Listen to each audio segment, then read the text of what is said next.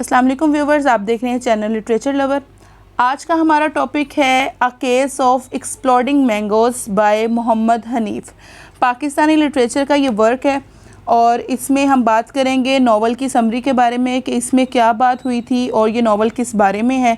तो स्टार्ट करते हैं हम अपना आज का लेक्चर, जो कि है a case of exploding mangoes. सबसे पहले मोहम्मद हनीफ़ के बारे में थोड़ा सा बात कर लें कि ये कौन थे।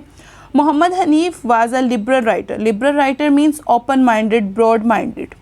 He is also a British Pakistani writer. मतलब पाकिस्तानी राइटर थे लेकिन ब्रिटिश से थे। ये अमेरिका में होते थे और पाकिस्तान में ये बहुत कम आते जाते थे। इनकी जो बर्थ प्लेस है वो उकाड़ा है, लेकिन इनकी ज़िंदगी का ज़्यादातर हिस्सा जो है वो अमेरिका में गुजरा था। इन्होंने जो भी बुक्स लिखी वो बहुत ज़्यादा फेमस हुई थी। इन्होंने 22 लैंग्वेजेस में ट्रांसलेट की अपनी बुक्स को और ये फेमस राइटर थे।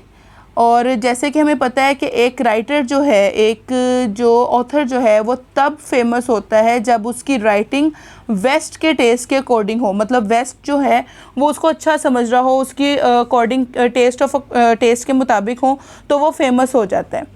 इनके बहुत से वर्क्स थे, लेकिन जो मेजर वर्क थे जिनकी वजह से ये फेमस हुए थे वो 3 थे। कौन कौन से? First is a case of exploding mangoes, second is our lady of Alice Bhatti and third is red birds. ठीक है, उन्होंने न्यूयॉर्क में जर्नलिस्ट का काम भी किया था और जब ये काम कर रहे थे तब ये अपना जो रिटन वर्क होता था उसको भी पब्लिश करवाते थे। अब हम नावल की तरफ आ जाते हैं। Novel a case of exploding mangoes ये एक कॉमिक नावल कंसीडर किया जाता है। ये इस 1988 में एक प्लेन जो था वो क्रैश होता है, उस पर बेस करता है कि प्लेन कैसे क्रैश हुआ, प्लेन के अंदर कौन था। उस प्लेन के अंदर जनरल ज़ियाउल हक की डेथ हो गई थी।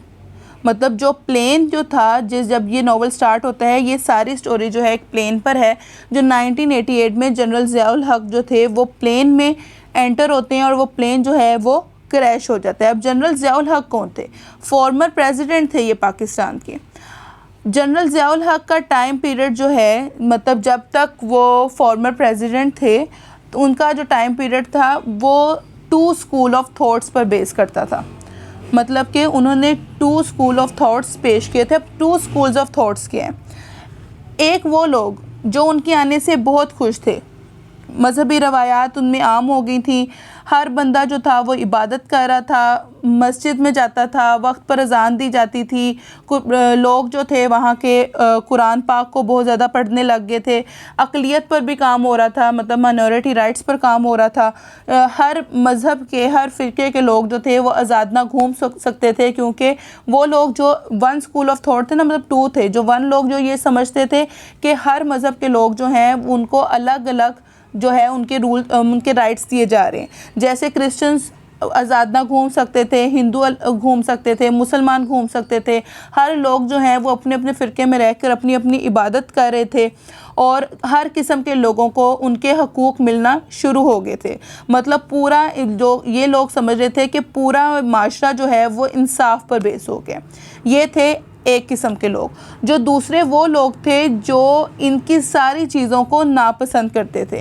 जनरल ज़ियाउल हक के ख़िलाफ़ उन्होंने प्रोपेगेंडा करना शुरू कर दिया था, साजिशें करना शुरू कर दी थी। वो लोग जो जनरल ज़ियाउल हक के साथ थे उनको अप्रिशिएट करते थे। ठीक है, ये स्कूल ऑफ थॉट था। और जो उनके मुखालिफ थे उनको नेगेटिव एस्पेक्ट्स पर दिखाते थे, वो उनके ख़िलाफ़ थे। मतलब एक लोग जो जनरल ज़ियाउल हक के साथ थे वो पॉजिटिव एस्पेक्ट्स लेकर आ रहे थे, और वो लोग जो जनरल ज़ियाउल हक के मुखालिफ थे, उनके ख़िलाफ़ साजिशें करते थे, उनको नेगेटिव एस्पेक्ट्स में दिखाया जा रहा था। इस नावल में फर्स्ट स्कूल ऑफ थॉट्स उनके करैक्टर को लाइक नहीं कर रहे थे। मतलब जो दूसरे लोग थे वो फर्स्ट स्कूल ऑफ थॉट के करैक्टर्स को, उनके ख़यालात को पसंद नहीं कर रहे थे। उन्होंने करैक्टर्स को वैसे ही पोर्ट्रे किया जैसे वो बयान कर रहे थे। मतलब जो 1 वाले थे जो देखते थे वही बताते थे, दूसरे साजिशें करते थे। नावल की समरी का पार्ट उसके अंदर बताया जाता है कि जनरल ज़ियाउल हक ने कुछ इनजस्टिस की थी, मतलब कि कुछ नाइंसाफ़ी की थी, जिसकी वजह से एक बंदा था जिसका नाम था अली, वो जनरल ज़ियाउल हक के अगेंस्ट हो गया था। वो उन्हें मारने की प्लानिंग करता था। अब ये novel a case of mangoes जो थे मतलब कि इतना ज़्यादा मकबूल हो गया था कि उसको बहुत ज़्यादा प्राइजेज़ मिले थे। अब प्राइजेज़ उसे कब कब मिले थे? नावल ये इसको एक प्राइज़ मिला 2001 में, शक्ति भट्टी इस फर्स्ट बुक प्राइज़ इसको मिला था।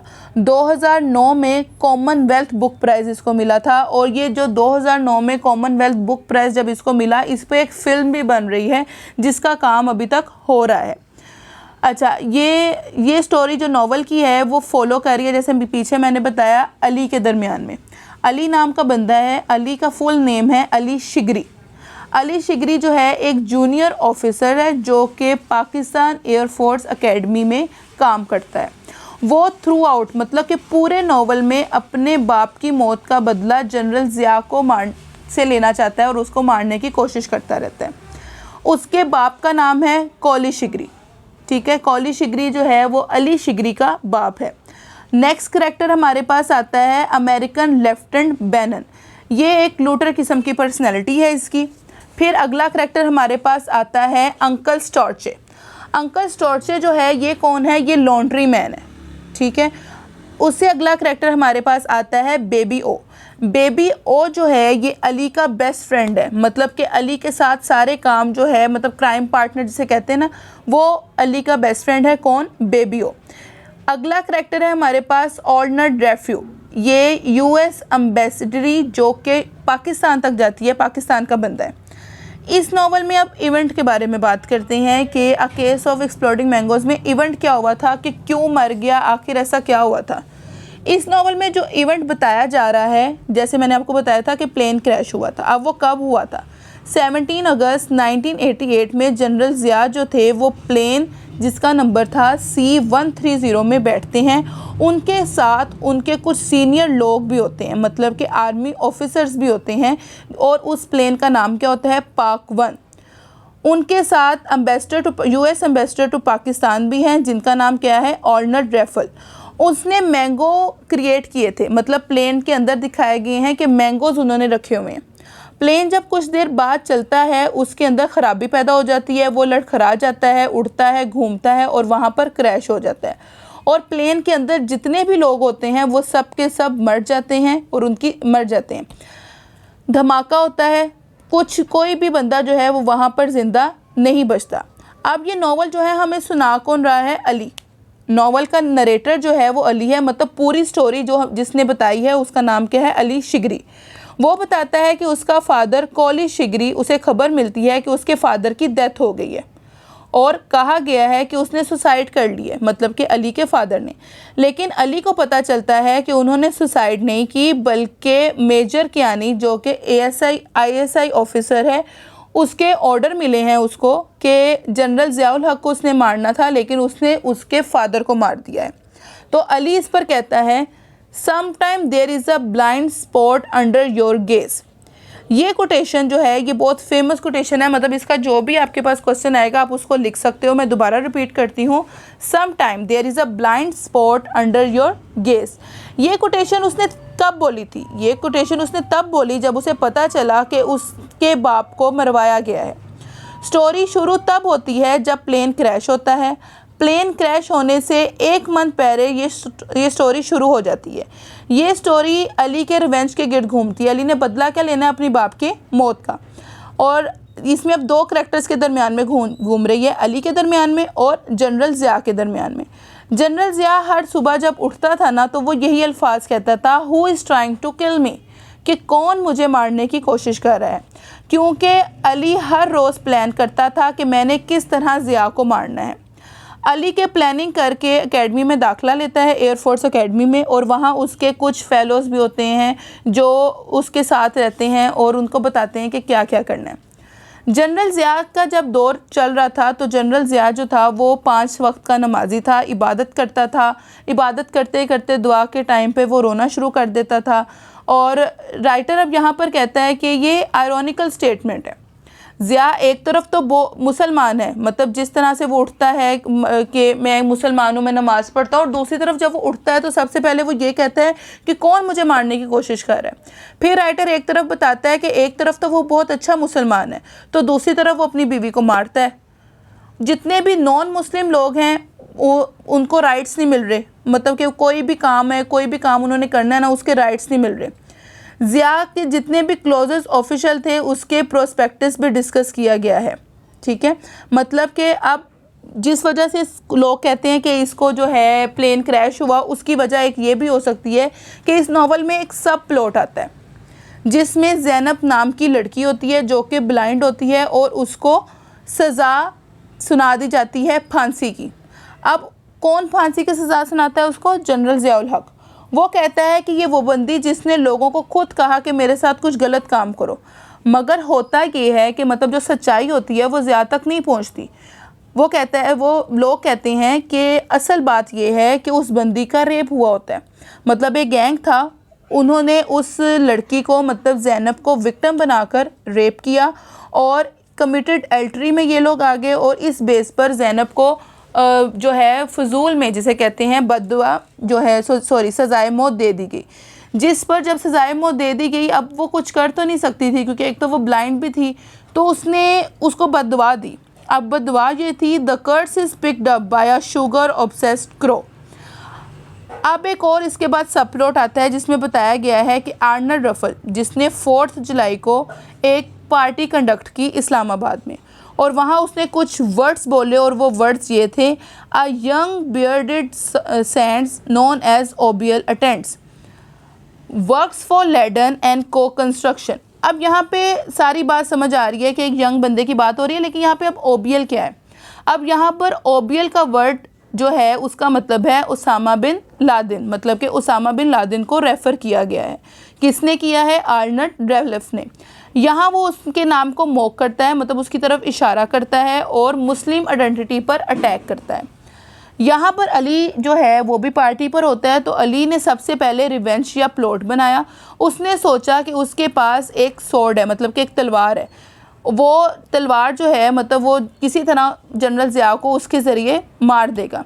अब वो जैसे ही प्लान करने वाला होता है कि उसका दोस्त जो बेस्ट फ्रेंड होता है बेबियो, ठीक है, वो कहता है कि तुम ऐसा ना करो, मतलब सोर्ड के साथ उसको ना मारो, हम कुछ और सोचते हैं। तो वो कहता है कि मेरे पास एक तरीका है, हम एक नए तरीके से ना जनरल ज़िया को मारते हैं। वो कहता है कि कौन सा तरीका है? तो बेबियो उसको कहता है कि हम जनरल ज़िया को प्लेन क्रैश कर देते हैं, इससे हम लोग बच भी जाएंगे और हमें कुछ होगा नहीं। अली को ये प्लान पसंद आ जाता है। जब वो प्लान करते हैं कि मतलब बेबियो और अली एक जगह पर जाते हैं जहाँ पर जाके वो प्लेन को चोरी करेंगे, मतलब जहाज़ को चोरी करेंगे, और अली जब वो इसमें फंसेंगे भी गई। लेकिन जब वो जाते हैं जहाज़ को चोरी करने जाते हैं तो अली जो है वो फंस जाता है और उसको लाहौर फोर्ट में कैद कर लिया जाता है। वहाँ उसे बहुत टॉर्चर किया जाता है। जब अली को बंद कर लिया जाता है तो जेल के अंदर जो होता है उसे बाकी कैदियों के जब उसे बंद कर लिया जाता है तो दूसरी जेल से, मतलब साथ वाले वो जो क्वार्टर होता है वहाँ से उसको चीखों की आवाज़ आ रही होती है। वो एक हॉल के ज़रिए किसी से पूछता है तो उसे बताया जाता है कि लोगों को टॉर्चर किया जाता है। अब जहाँ पे जिस जेल में होता है वहाँ की एक दीवार पर होल किया हुआ था, उस होल से वो दूसरे जेल के एक बंदे से बात करता है। वो बंदा उसको बताता है कि मैं इस जेल में 9 साल से रह रहा हूँ। वो आदमी अली को बताता है कि ये जो टॉर्चर वाला काम है ना, ये तुम्हारे बाप कोली शिगरी ने इंट्रोड्यूस करवाया था और इस वजह से लोगों को एक टॉर्चर सेंटर बनाया था। जब अली को पता चलता है कि उसके बाप ने ये टॉर्चर सेंटर बनाया है तो वह कहता है कि गुड वर्क डैड। वो अपने बाप के इस काम से बहुत ज़्यादा मुतासिर होता है। इसी दौरान मेजर कियानी आता है अली को टॉर्चर करने के लिए। फिर काफ़ी चेंज आ जाता है, मतलब कि काफ़ी देर तक अली जो है वो जेल में रहता है। फिर थोड़ा सा चेंज आ जाता है, मतलब कि गवर्नमेंट जो है वो बदल जाती है, आईएसआई के अंदर चेंज आता है। आईएसआई में जब चेंज आता है तो अली जो प्रिजनर था वहाँ पर उसको फ्री कर दिया जाता है। उस पर जो टॉर्चर कर रहे होते हैं उस चीज़ को भी ख़त्म कर दिया जाता है। जब अली बाहर आता है तो वापस आकर पता चलता है कि जो उसने पार्ट चूज़ किया है ना, अब वो उसको साइलेंट ड्रिल के तौर पर काम करेगा, मतलब कि उसको एज आ साइलेंट ड्रिल रखा गया है जो खबरें पहुंचाएगा किसको? जनरल ज़िया को। मतलब जनरल ज़िया के लिए वो साइलेंट ड्रिल का काम करेगा। फिर अली को मौका मिल जाता है कि अब ये सबसे अच्छा मौका है कि मैं ज़िया को कत्ल कर दूंगा। वो डिसाइड करता है कि वो अपना उसे रिवेंज लेगा। वो फिर प्लॉट बनाता है कि वो एक स्नेक वेनम को यूज़ करके ज़िया के हाथ पर लगा देगा, जिसे उसे इन्फेक्शन हो जाएगा और वो मार जाएगा। अब स्नेक वेनम क्या है? सांप का जहर, मतलब सांप के जहर को वो अपने तलवार के ज़रिए ज़िया के हाथ पर लगा देगा जिससे वो मर जाएगा। लेकिन कुछ देर बाद ऐसा होता है कि ज़िया अपने सीनियर्स के साथ प्लेन पार्क में बैठता है और जहाज़ उड़ जाता है। मतलब अभी अली सोच रहा होता है लेकिन ऐसा कुछ नहीं होता, जहाज़ उड़ जाता है और जब वो जहाज़ पर बैठता है तो जहाज़ क्रैश हो जाता है। अब नॉवल होता है ख़त्म, लेकिन अब क्वेश्चंस आ रहे हैं कि जो है एक इससे क्वेश्चन आता है कि however the novel wraps up without confirming whether or not Ali was successful in the attempt to associate the general, कि क्या अली ने उसको मारा, कि क्या अली ने प्लेन क्रैश करने का मुतालबा कर लिया था, क्या अली ने ये सब करवाया। फिर पूछा गया कि rather the book asked was it the Kurt's crying crow that crushed into the plane engines while pursuing the mangoes on board, कि क्या ये उस ज़ैनब लड़की ने बददुआ दी जो उसका प्लेन क्रैश हो गया। ठीक है, लेकिन बात ये है कि प्लेन क्रैश होता है कि वहाँ पर जो मैंगोज़ रखे जाते हैं वो मैंगोज़ नहीं होते, दरअसल वो धमाका होता है। जब वो मैंगोज़ यानी वो धमाका होता है तो वो प्लेन क्रैश हो जाता है। ये सारा कुछ जो है वो CIA ने करवाया था।